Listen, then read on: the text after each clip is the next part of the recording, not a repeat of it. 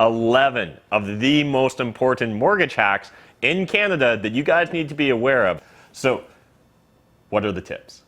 Some of these lenders, when we're structuring first and seconds, will do the first position mortgage up to 80% of the purchase price, and then they'll structure the second up to 85% on the appraisal price. So depending on how undervalued that property is, we're able to create deals that are structured total loan to value around 95 to 97%. You can't even get an insured mortgage for 97%.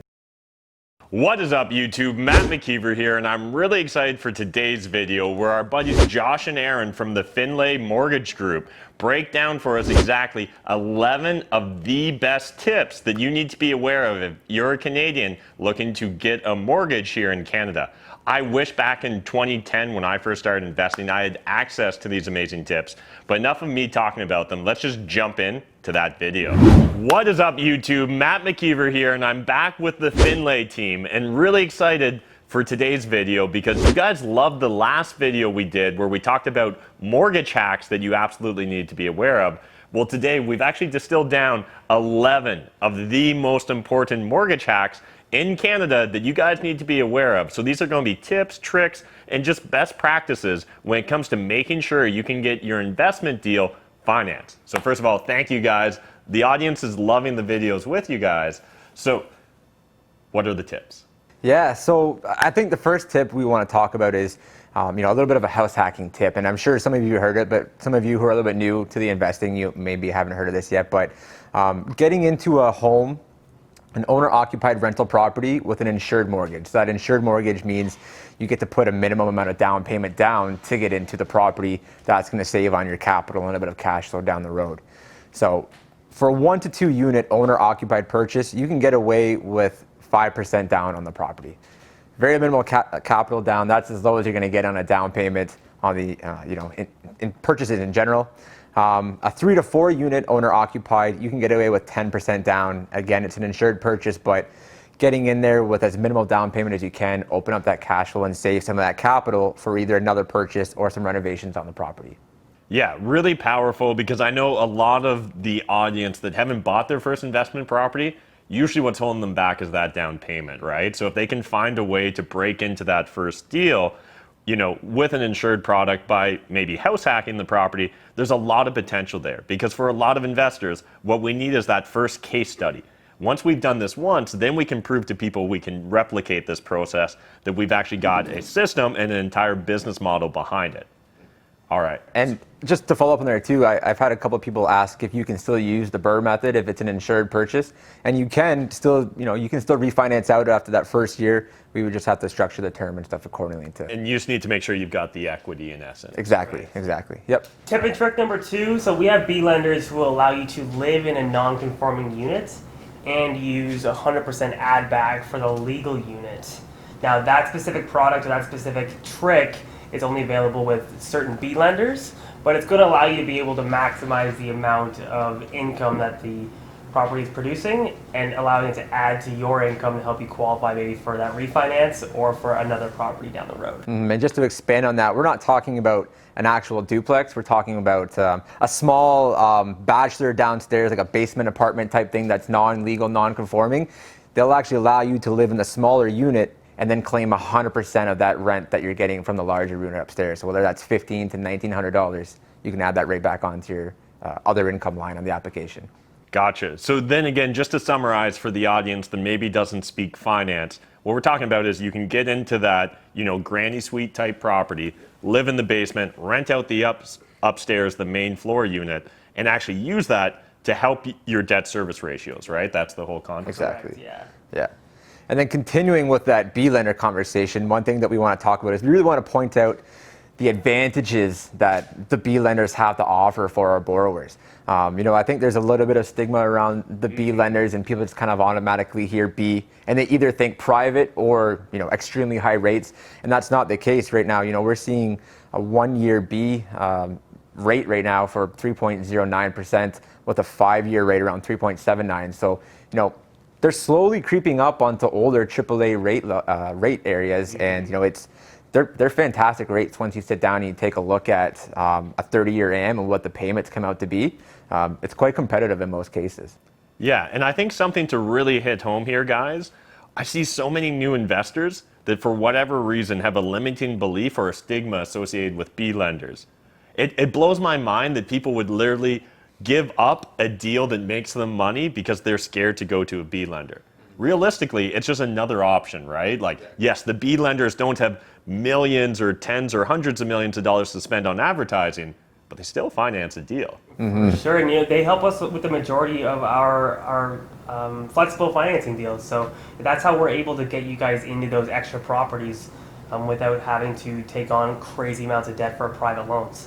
Some of the really cool things that they're offering right now is $1 for property tax and subject properties. So when we are calculating your gross debt service and total debt service ratios, there are a handful of things we look at when calculating those. So the first is your property taxes on the subject property. The second is going to be your mortgage payment, and the third is going to be your heat payments. So this specific lender allows us to not have to take into account your property tax payments or your heat payment. Average property tax is about $400 or $500 a month, which is huge, and your heating is about $150 a month. So the amount of savings you're saving each month from that monthly debt obligation directly helps with your TDS, GDS ratios that are already extended with these B lenders, which helps leap and bounds with getting into another property. Yeah, definitely. Another great thing that the B lenders offer is they have a really aggressive rental offset program. So they basically maximize your ability to use all that rental income that you've worked so hard to purchase and afford and qualify for in the past. What good is it for you if you spend all that money, get into a property, and then it doesn't actually help you qualify for a property moving forward, right? So on the B side, they have the ability to offset 80 to 100% of the rental expenses for the cost of that property that you're looking at purchasing, and also on your non-subject properties. So the non-subject properties being just previous properties that you've already purchased in the past, you can still use those properties to help qualify for the application. What this offset does is essentially just reduces the amount of cost associated with that property. So not only does that drop your GDS TDS ratios, if you have a surplus in the income with a strong cash flow, you can add that surplus income back onto the application, which is going to drop your GDS TDS ratios even further since it's a ratio of income to debt. It's almost as if you have more properties with more cash flow, your GDS, TDS actually go down. It's true. It's pretty wild to see, somebody have 2 properties and you're kind of squeezing it in, but you have 3 or 4 properties, that cash flow starts to work for you, and you start able to get actually more properties from that cash flow that's from the properties you have. I know one of the limiting beliefs for most people getting into B lending is the upfront cost. It's that 1% that the lender is going to charge you to allow you to get into that property. Yeah. Some of these lenders are allowing you to cap that 1% into the loan amount as long as it's under their maximum loan to value ratios. Gotcha. So you might not even have to pay it out of pocket. We can essentially, if the numbers work, bundle it into the mortgage. Exactly. Correct. Yep. Gotcha. Yep. And they allow some other cool features as well too. So they do consider some extra incomes that you might be gathering. So for anyone who has children and are receiving child tax benefits, they do allow you to use a certain portion of that child tax benefit as well too. So on the B side, A lenders do allow you to as well too, but the amount that you can use is a little bit lower on the A side. They use about 30% of your approvable income. On the B side, they allow you to use up to 40% of your approvable income as the child tax benefit. So that just means the amount that you're claiming for child tax can't be more than 40% of what you show on your income tax. And the other thing too to kind of consider is some of these lenders, when they're looking at child tax benefits, they're going to consider the age of the kids and the term of your mortgage to make sure that you're receiving the child tax benefit for the majority or the whole length of your term. So on the A side, we see them cap the age around 14 to 16 sometimes, depending on the lender. Some of these B guys will actually use an 18-year-old kid. The child payments are going to be stopping next year, but they'll still allow you to use what you're receiving currently to help qualify on the application. So the biggest takeaway really with B lenders is the flexibility, right? And I think it's really important people understand that those B lenders, and correct me if I'm wrong, guys, but I'm going to guess that a lot of your larger investors, more sophisticated clients, like maybe they don't finance all their deals with B lenders, but they're probably often turning to B lenders, right? Yeah, they're personal. Like any savvy business person, you're gonna write your taxes down to a certain level to forego a large amount of tax. So, if you want to scale your business, you can only scale your business on the A side within your personal income ratios. So, we start using these alternative solutions to be able to help you get into those properties. So we're finding a lot of the guys who even have large portfolios, it's just a cost to do business. Yeah. At the end of the day, that appreciation on that asset is far more than the 1% you're going to pay to get into the property. Love it. Okay, so I kind of lost track. What number are we on for tips? Well, I think we're still on 3. We got a few more things to talk about. B lender, we show some love to the B lenders. So we talk about that. They have an unlimited portfolio size. So you can essentially have as many properties as you want as long as the numbers work. So I don't have to worry about the 5 mortgage limit. That's correct. You don't have to worry about the 5 mortgage limit. You do not. One of the things we want to touch on, we're going to do a little bit of a product highlight. We talked about it on the WIBO Limo Tour. We wanted to bring it up again.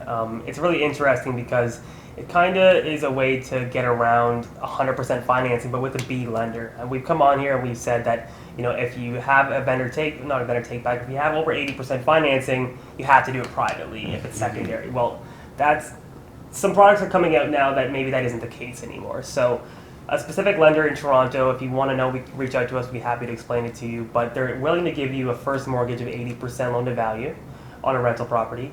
And you're able to get a second mortgage behind that for a purchase as long as the actual payment is amortized.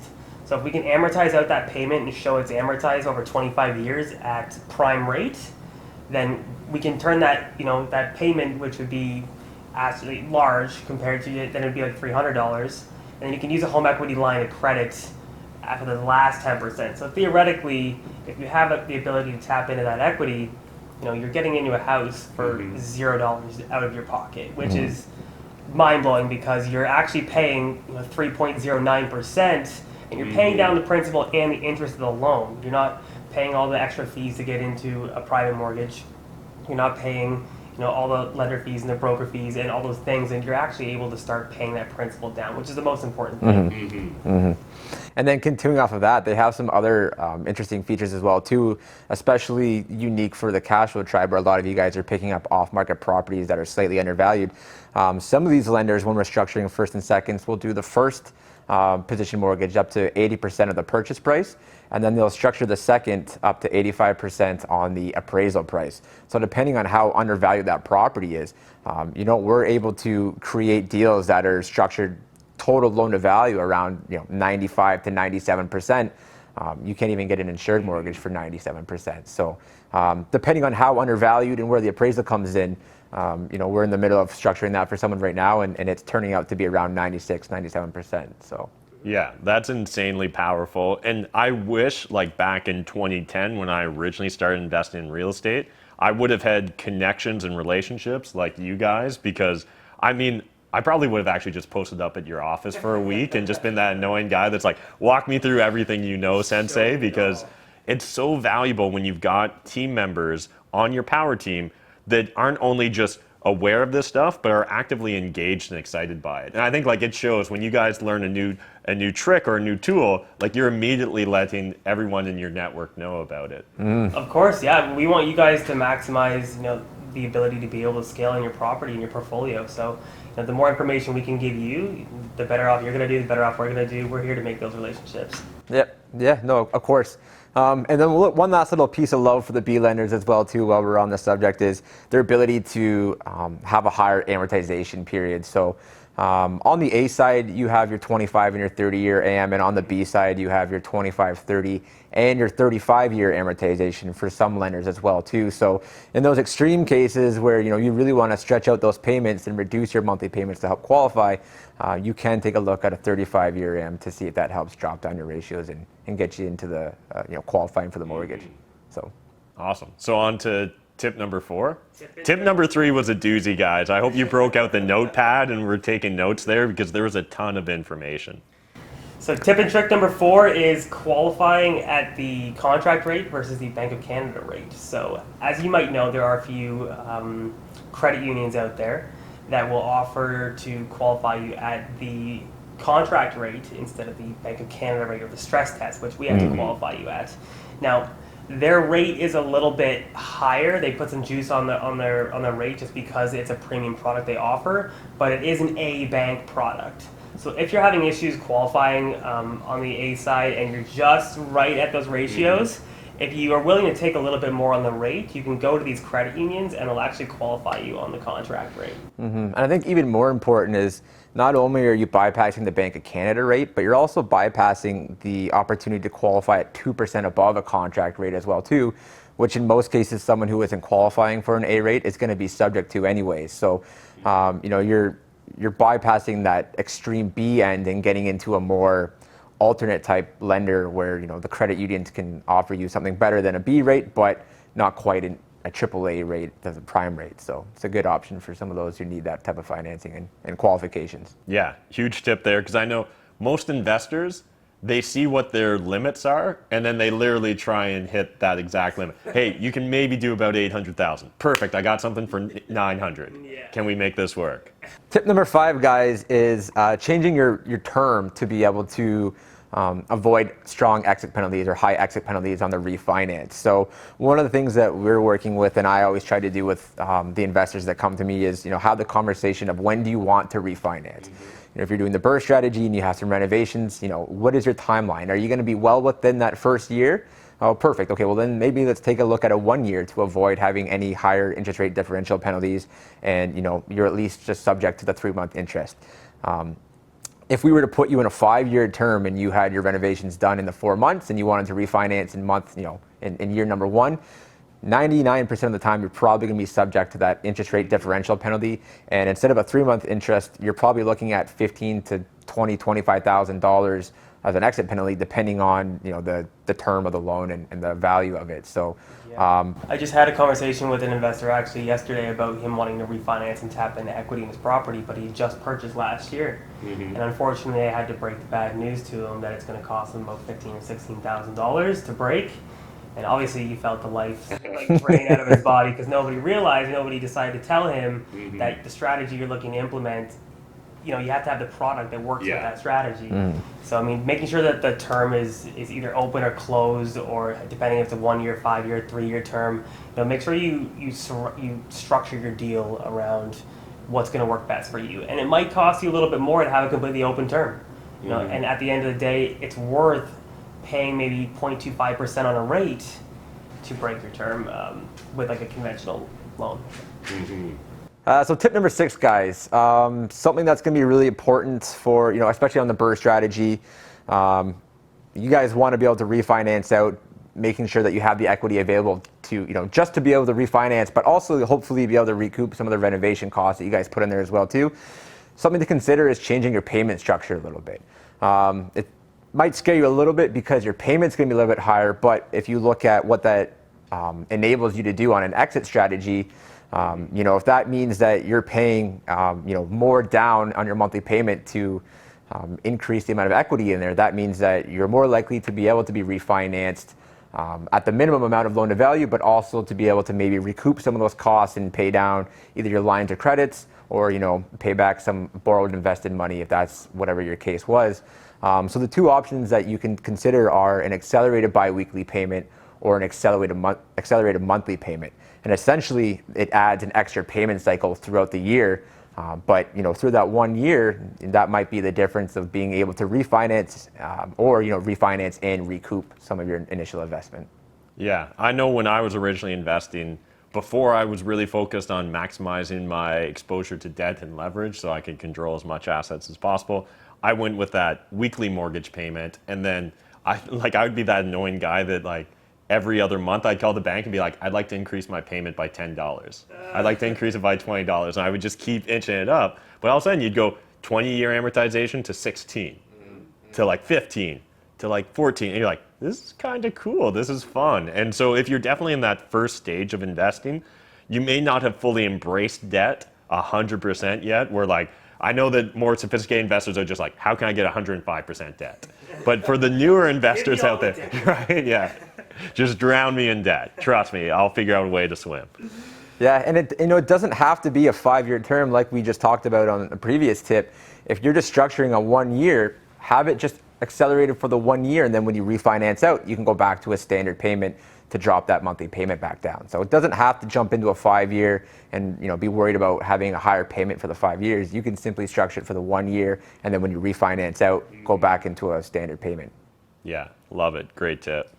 Tip and trick number 7, offsetting versus add back. We're doing an entire video on this to really deep dive into what this means, but the difference between basically an A lender and a B lender is an A lender will use 50% of your gross rental income and add it to your gross income and then allow you to qualify for the loan. If you qualify for the loan with that extra income, then you're good to go. It's in the ratios. A B lender, what they're going to do is they're going to take 85 to maybe 95% of the rental income that you get per year, and they're going to offset all the liabilities for that specific property. So you're not having to take those costs into consideration when you're debt servicing, and there's anything left over, they're actually going to add it to your gross income.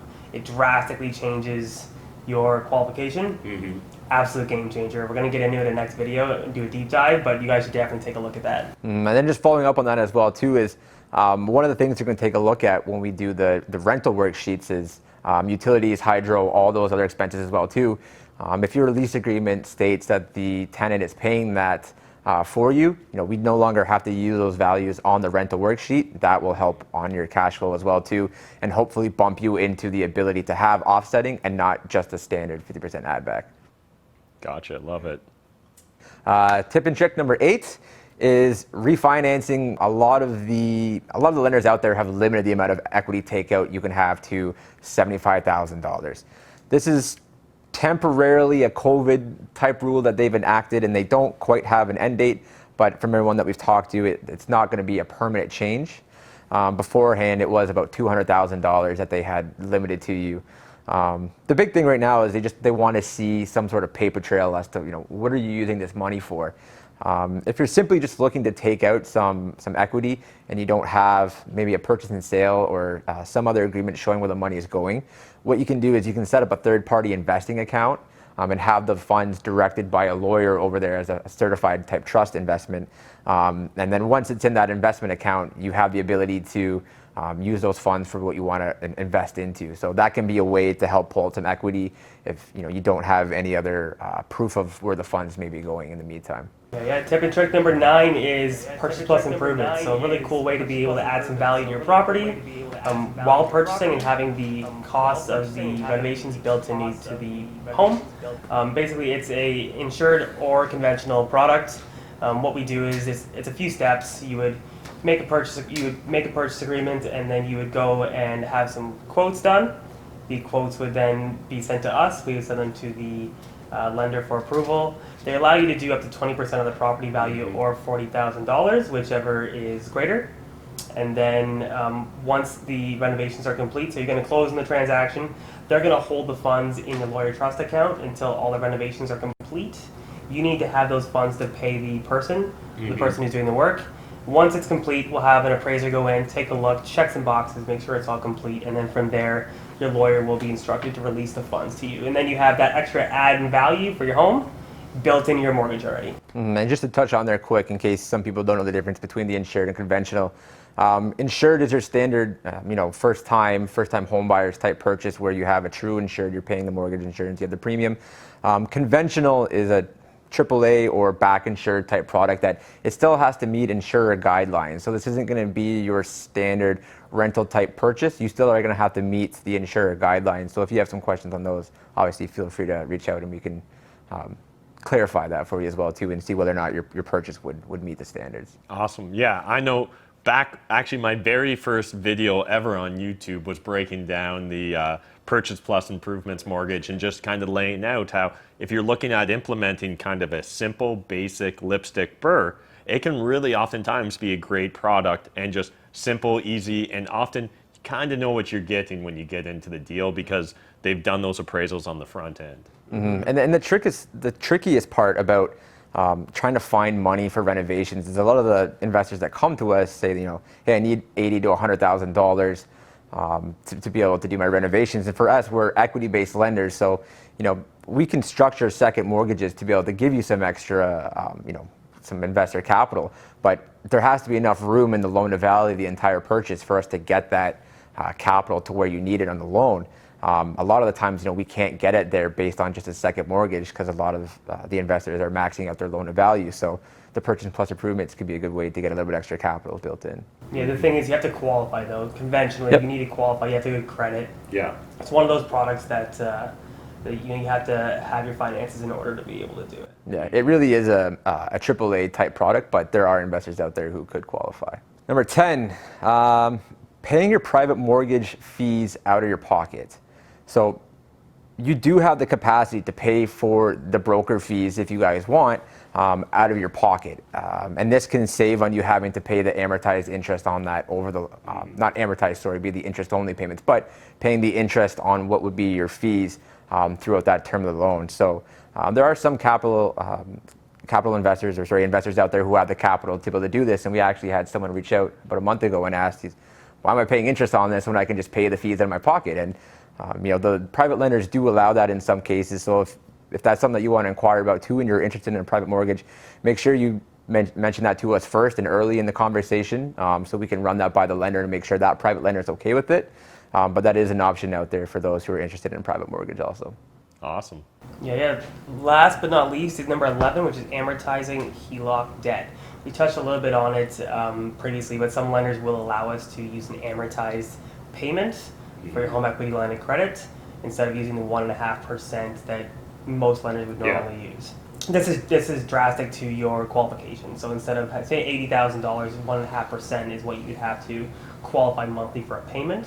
Whereas if you amortize it out 25 years on prime rate, it's a fraction of what it would actually cost, which is the difference between qualifying and not qualifying. So if your ratios are tight and you're looking to use a secondary product like a home equity line of credit, make sure you're using a lender that allows you to use that specific type of amortization for your debt. It'll drastically help with your qualification. You want to let them know the last one? Yes, for all those viewers who stood around and watched the entire video, we appreciate you. So we want to give you the one last bonus tip on the mortgage market, and that is using the Findlay Mortgage Team to help you guys get into your investments. We love you guys, and we appreciate all the effort that you guys are putting in, and any business that you guys bring to us. We appreciate you in that way as well too. So we're here to build lifelong relationships with you guys and build those connections. So working with us, we're here for the long run, and we're going to do what we can to make you guys very successful with your careers. So I love it, guys. So Josh and Ehren are always just filled with tons of information related to mortgages and how to really pull these deals together. Tip number 12, legitimately, I think it's actually an important tip, guys, because I'll tell you a little story. Back in 2013, I was in the process of trying to qualify for my 4th and 5th mortgage. And at that point in time, I hit a roadblock a lot of Canadians are going to be familiar with. At that time, I was only dealing with the bank, and I was only dealing with an employee of the bank. And I can remember hitting that 5th mortgage wall, and they said, there's no way we can give you a mortgage. And I said, there has to be. I'm sure that there's someone in Canada that owns more than 5 properties. In fact, I've met a handful of them.